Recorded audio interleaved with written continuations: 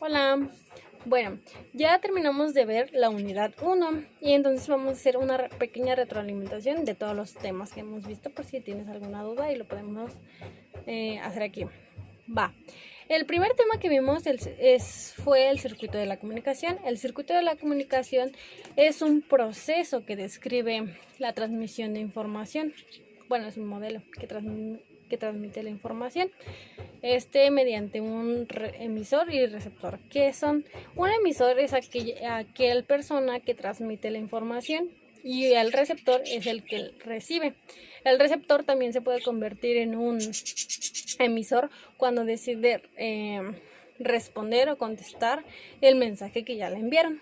El circuito de la comunicación tiene 5 características principales o elementos, que es el emisor, como ya lo dijimos, el receptor, el mensaje, el canal y el contexto. El mensaje pues es lo que tú quieres decir, ya sea palabras, dibujos o demás. El canal es en el medio en el cual tú te diriges, ya sea de manera física, mediante redes sociales o hasta incluso en una carta. Y pues el contexto es en el lugar en donde tú te encuentras, ya sea en la casa, en la calle, en la escuela. ¿Ok? Tipos de oración. En los tipos de oración, pues la oración es una unidad formada simple por un conjunto de ideas o palabras para dar a entender alguna idea completa y que sea reconocida. Y hay varios tipos de oraciones. La primera es la simple, esta es la que tiene nada más un verbo y expresa una idea completa o también en una sola línea. Un ejemplo sería que el alumno estudia para el examen. Aquí estamos incluyendo el verbo de estudiar, y es en una sola oración simple, no más. La segunda oración o tipo de oración es la compuesta. Esta tiene de 2 o más verbos conjugados, igual para incluir varias ideas. Un ejemplo sería el alumno estudia y su hermana escucha música. Estamos mencionando 2 verbos, que es estudiar y escuchar, en una misma oración y es un poco más extensa. No tanto. La tercera es de tipo de oración de periodo. Esta es una oración o un conjunto de oración en donde pues relaciona varios aspectos en un solo sentido. Esta podría ser un ejemplo es: llegué a casa, hice la tarea y después descansé. Ahí estás utilizando varias acciones o varias respuestas que tú estás utilizando para poder dar o expresarte en una oración. 4. La principal, que es, valga la redundancia, algo primordial en lo que tú quieres decir o mencionar. Por ejemplo, iré a la fiesta. No más. Este es tu principal objetivo, tu principal acción, es hacer algo sin que dependas de nada. Y a lo contrario está la oración subordinada. La oración subordinada va a depender de algo, de alguna actividad que tú vas a hacer. Esa es la oración. Por ejemplo, si terminó la tarea, podría ser que vaya a ir a la fiesta. Entonces es algo en donde va a depender de tu oración si va a cambiar o no. La oración yuxtapuesta también esta es conocida o puede ser identificada. Su característica principal es que esta relaciona signos de puntuación. ¿Cuáles son los signos de puntuación? Que es el punto, punto y coma, 2 puntos, puntos suspensivos y el punto final. Esta lleva los signos de puntuación. Por ejemplo, hace frío, coma, llevaré suéter. O 2 puntos, hace frío, 2 puntos y lo puedes escribir en forma de lista. Llevaré un suéter, una bufanda, guantes, etc. Entonces estás utilizando ejemplos utilizando los signos de puntuación, que es el 2 puntos o la coma. Y por último, la oración coordinada. Esta oración coordinada, su característica principal es que está unida por nexos. ¿Cuáles son los nexos? Es el y, o, pero y etcétera. Esta oración puedes utilizar estos nexos. Por ejemplo, quiero salir, pero está lloviendo. Quiero salir o podré salir o escucharé música. O sea, estás utilizando nexos a comparación de la otra que nada más eran puros signos de puntuación y esas son como letras o palabras para completar tu oración.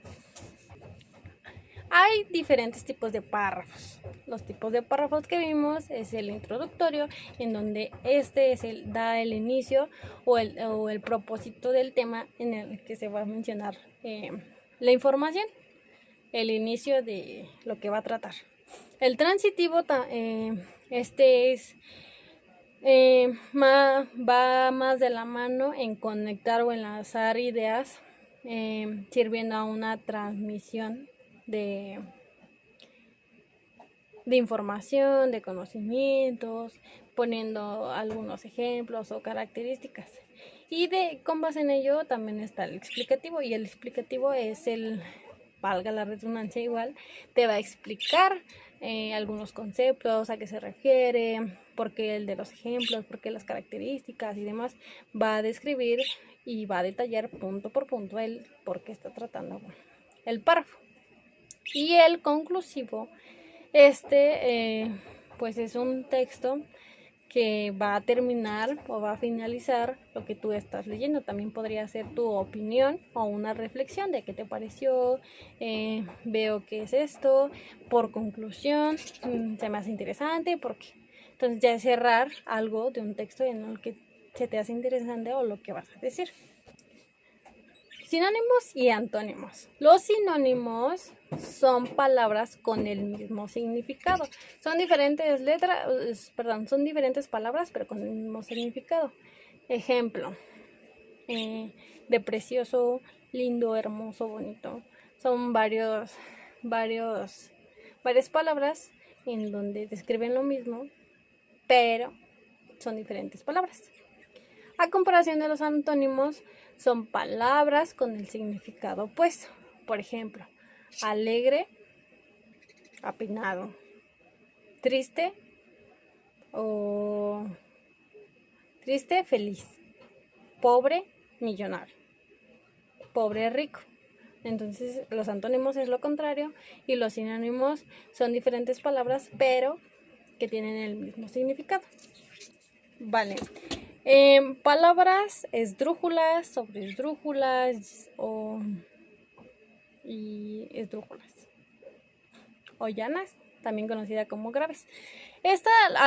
Sus reglas de acentuación en las palabras agudas es en la última sílaba tónica. La sílaba tónica es en la última en donde recae la acentuación, también conocida como la tilde. En la palabra llana o grave es en la segunda sílaba tónica en donde recae la tilde. En la sobresdrújula es en la tercera y en sobresdrújula en la cuarta sílaba tónica. Esas son las reglas de acentuación para estas palabras. Las palabras agudas llevan tilde cuando acaban en N, S o vocal. Por ejemplo, caracol o compás. Compás termina en S y recae el acento en la A. En las graves, la tilde llevan tilde cuando no acaban en una N, S o vocal. Estas no. Por ejemplo, ventana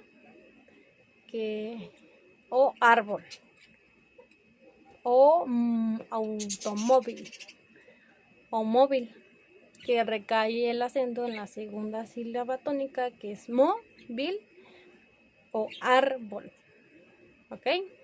En la esdrújula, estas siempre llevan una tilde, que es en la tercera sílaba tónica. Por ejemplo, bolígrafo, que lleva acento en la LI, bolígrafo, o pájaro, lleva en la antepenúltima sílaba. ¿Ok?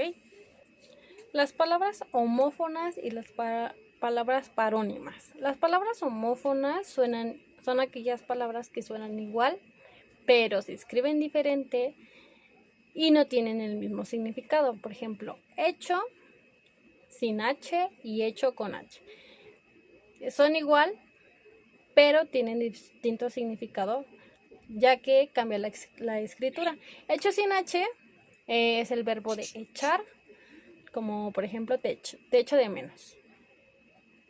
Y la palabra hecho con H es el del verbo hacer. El daño, por ejemplo, el daño está hecho. Es algo que tú hiciste daño. Entonces, como es una acción. Otro ejemplo podría ser como de hierba con B y hierba con V. Estas suenan igual, pero tienen distinto significado por la B y la V. En la B, la hierba podría ser, es una planta. Y hierba con V es del verbo hervir. Al hervir algo o demás. Y las palabras parónimas, estas también pueden llegar a confundirse y estas se escriben parecido, pero tienen distinto significado.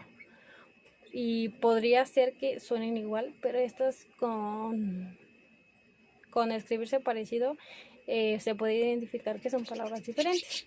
Por ejemplo, desecho, D-E-S-H-E-C-H-O, o desecho, que es D-E-C-E-H-O. Desecho, este es el verbo de deshacer. Y desecho, este es el residuo o una basura. También podría ser como coser con S o coser con C. Aquí cabe mencionar que hay que ser muy cuidadosos en cómo lo estás escribiendo, porque podría tener distinto significado. Coser con S podría ser como el de coser con un hilo, con una aguja y demás. Y el de coser con C, pues es del verbo cocinar. Vale. Ahora, ¿qué es la lectura? La lectura es algo en donde tú estás observando detalladamente y adquiriendo conocimientos a través de una información o algo interesante en el que vas observando y leyendo la información, algo que te interese. La lectura también pues amplía conocimientos y hay varios tipos de lectura. La lectura oral, esta se lee en voz alta, permite evaluar la fluidez, la entonación y la pronunciación. La lectura silenciosa pues se lee en la mente. Hay algunas personas que se les dificulta leer. Esta nos puede ayudar a la concentración y comprensión de lo que estamos leyendo. Y esta normalmente es con personas que no se les complica tanto leer en silencio. La lectura comprensiva, esta busca entender de lo que se está tratando la lectura. Esta nos puede ayudar también a identificar ideas principales y secundarias. Recuerden que las